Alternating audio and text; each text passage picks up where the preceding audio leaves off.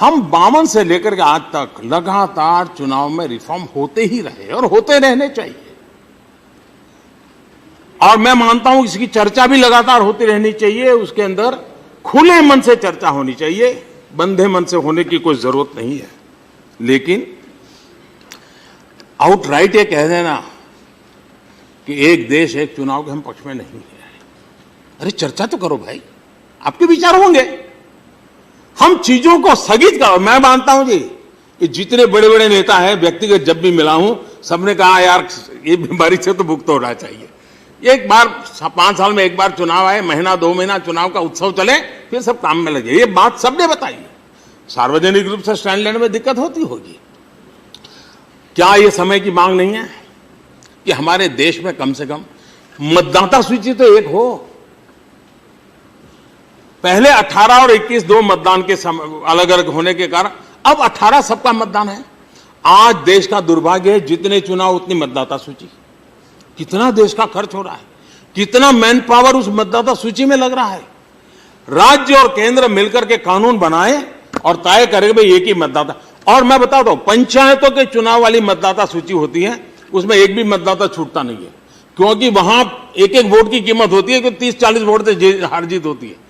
अगर वो मतदाता सूची, हमारी मतदाता सूची में कभी समस्या ही नहीं आएगी। उसी प्रकार से पोलिंग स्टेशन, मतदाता को हर बार याद करना पड़े, मेरा उसको पता होना चाहिए तुम्हारा पोलिंग स्टेशन यही स्कूल का वो कमरा है तुम्हारा। हमेशा ये व्यवस्था क्यों विकसित नहीं हो सकती?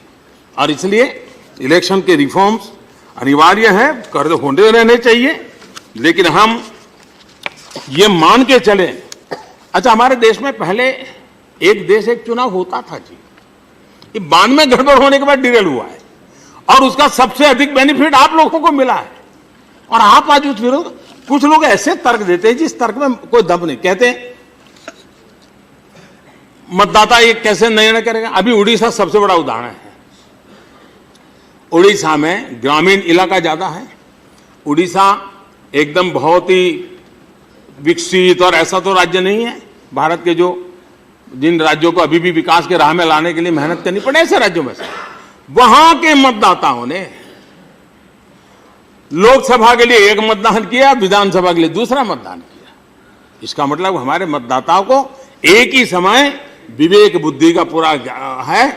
मैं तो कुछ तो सीटें ऐसी है कि जहां नीचे की सारे असेंबली सीटें विधानसभा में गई बीजेडी को और लोकसभा उन्होंने बीजेपी को दी। ये मैच्योरिटी हमारे देश में, हम उनका अनादर कर रहे हैं। कुछ लोग कहते हैं, ये कैसा भ्रम फैलाया गया है कि अगर 7 चुनाव होंगे तो रीजनल पार्टियां खत्म हो जाएगी। जहां जहां लोकसभा और विधानसभा के चुनाव साथ हुए हैं, उस सब जगह पर प्रादेशिक पक्ष जीते हैं। देख लीजिए इतिहास पूरा, प्रादेशिक पक्ष जीते हैं। अभी आंध्र का चुनाव हुआ, प्रादेशिक पक्ष जीत करके आए। उड़ीसा का चुनाव हुआ, प्रादेशिक पक्ष जीत करके आए। देश के मतदाताओं के समझ आए, हम उनकी समझ पर शक न करें। और इसलिए इस प्रकार के जो हम चर्चा के बाद नहीं होगा, लेकिन हम पहले से तक ये बिल्कुल नहीं, हम नहीं घुसने देंगे। ये तरीका लोकतंत्र में नहीं होता है। खुले मन से बात होनी चाहिए, हर प्रयास का स्वागत होना चाहिए, प्रयास के अंदर हम अपनी भूमिका बतानी चाहिए। लेकिन हम पहले से ही दरवाजे बंद करें तो कभी बदलाव नहीं आता है। और भारत के मतदाता का नीर क्षीर विवेक जो है, उस पर हम कभी भी शक न करें, ये मेरा मत है। कभी कभी ये मैं सोच रहा हूं, क्या सिर्फ ईवीएम का विरोध करते हैं? जी नहीं। हमने विरोधी दल का मतलब मुझे लगता है कि लेटर एंड स्पिरिट में पकड़ लिया है। विरोधी यानी विरोधी करना, अपोजिशन मतलब अपोजिशन ही करना। मुझे याद है इसी सदन में मैं बैठा था और विद्वान लोग ऐसा भाषण कर रहे थे, बड़े बड़े अपने आप को ऐसा मानते हैं कि जब भगवान बुद्धि बांटने निकला तो वही पहले कतार में खड़े थे, ऐसे चल लोग यहाँ बैठे। और उन्होंने कहा कि हमारे देश में डिजिटल ट्रांजैक्शन संभव नहीं है, गरीब आदमी को डिजिटल कैसे, मोबाइल फोन कैसे पकड़ेगा, ऐसे भाषण हुए थे। मैं हैरान हूं जी। उसका भी हमने विरोध किया। हमने आधार को विरोध किया। आप जब थे आधार महान, हम जब आधार से करप्शन को कम करने की कोशिश कर रहे तो आधार संकट हो गया।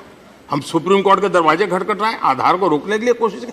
हम अगर आधुनिक भारत बनाना चाहते हैं, नया इंडिया बनाना चाहते हैं, क्या हम टेक्नोलॉजी से कितना दूर भागेंगे?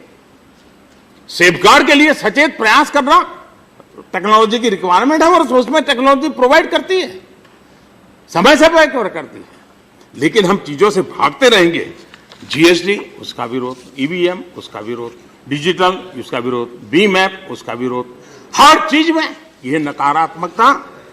और इस पराजय बहुत कारणों की चर्चा होती है, मुझे क्षमा करना। इस सदन में जिन दलों का व्यवहार पिछले 5 साल, मैं राज्यसभा की बात कर रहा हूं, रुकावट डालने का रहा है, अड़ंगे डालने का रहा है, जन सामान्य के निर्णय से बैठी हुई सरकार को काम न करने का रहा है, उन सबको देशवासियों ने सजा की है।